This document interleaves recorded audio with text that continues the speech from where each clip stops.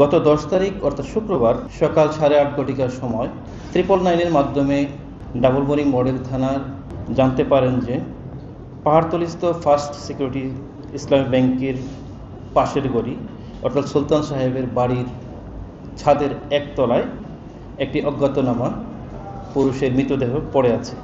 ঘটনার আগের দিন 9 তারিখ বিকেল আনুমানিক 5টার সময় ভিকটিমের ওয়াইফের ভাষ্যমতে উনি বাসা থেকে বেরিয়ে পড়েন এবং রাত 8টা পর্যন্ত ওনার সাথে কমিউনিকেশন করেন। 8টার পর থেকে ওনার সাথে আর ভিকটিমের ওয়াইফ যোগাযোগ স্থাপন করতে পারেননি এবং এরই মধ্যে উনি নগরীর আকবরসর থানা এবং পাহাড়তলী থানায় উনি গমন করেন ওনার স্বামীর খোঁজে। তো পরদিন অর্থাৎ 10 তারিখ আনুমানিক সকাল 12 ঘটিকার সময় ভিকটিমের ওয়াইফ ডাবলমুরিং থানাতে এসে লাশটি শনাক্ত করেন। ভিকটিমের ওয়াইফ অজ্ঞাতনামা কতিপয় ব্যক্তির বিরুদ্ধে মামলা রুজু করেন, ডাবলমুরিং থানাতে নিয়মিত মামলা রুজু করেন।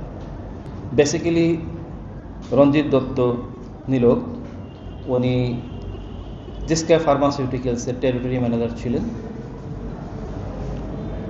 এবং ওনার এই ক্লোলেস হত্যাকাণ্ড উদ্ঘাটনের ক্ষেত্রে আমাদের তদন্ত টানা 7মবারের মতো বেস্ট টিস্যু পেপার ব্র্যান্ড হিসেবে স্বীকৃতি পেয়েছে বসুন্ধরা টিস্যু। টিম 8 ঘন্টার মধ্যেই আপনার হত্যার রহস্য উদ্ঘাটন করতে সক্ষম হয় এবং সেই সাথে ঘটনার সাথে সরাসরি জড়িত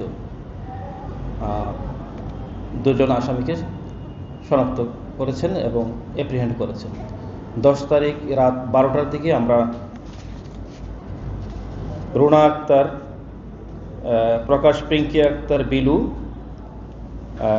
ওনাকে আমরা অ্যারেস্ট করি।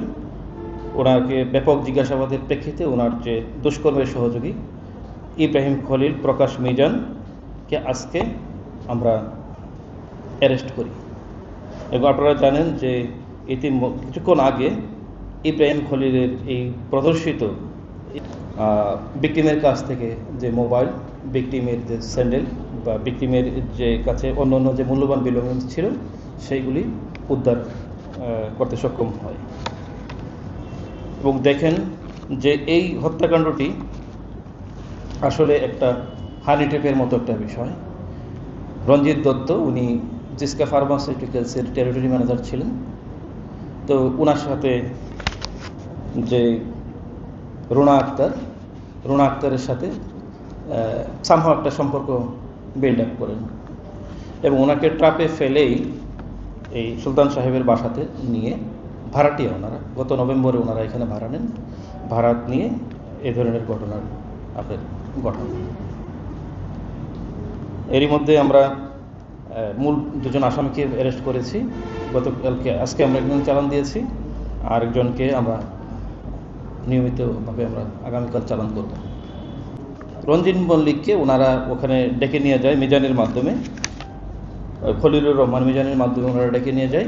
নিয়ে যাওয়ার পরে ওনাকে ওই বিল্ডিংয়ের এই দোতলাতে যে কক্ষ সুলতান সাহেবের বাড়ির ওই কক্ষেতে ওনাকে আপনার ইনটক্সিকেটিং সাবস্টেন্স এটা হয়তো ইনহেল করাইতে পারে অথবা এটা পান করাইতে পারে। পরে মোটামুটি অবচেতন যখন হয়ে আসছে তখন ওনার কাছ থেকে সর্বশান্তগুলি নিয়ে গিয়েছে এবং ইতিমধ্যেই ওনার যেহেতু ওইখান থেকে আর এসকেপ করার কোনো আপনার সুযোগ ছিল না সেই ক্ষেত্রে, এবং যদি এই ঘটনা যদি বাইরে যে পুলিশের প্রকাশিত আইন শৃঙ্খলা বাহিনী যদি জানতে পারে এটা হয়তো অন্য খাতে প্রবাহিত হতে পারে বা ওনারা অ্যারেস্ট হতে পারেন। এরই প্রেক্ষিতে অবচেতন যখন উনি হয়েছেন ওনাকে বিল্ডিংয়ের দোতলা থেকে বিল্ডিংয়ের নিচতলা একটা ছাদে আপনার ধাক্কা মারে ফেলে দিয়েছেন ওনার মৃত্যু কনফার্ম করার লক্ষ্যে।